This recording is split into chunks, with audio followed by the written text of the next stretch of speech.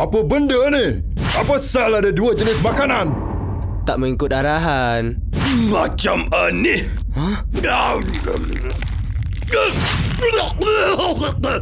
Biskut apa ni? Alamak, minum sup ni untuk hilangkan rasa biskut tu. Pedas! Sup api ke apa ni? Ayah, pedas sangat ke?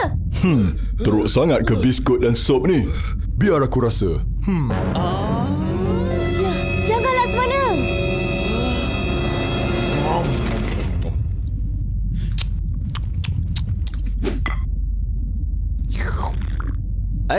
Tak jadi apa-apa.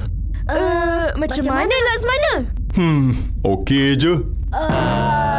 Okey. Biar betul. Laksmana ni tak ada lidah ke apa? Berapa markah kami Laksmana? Markah kosong!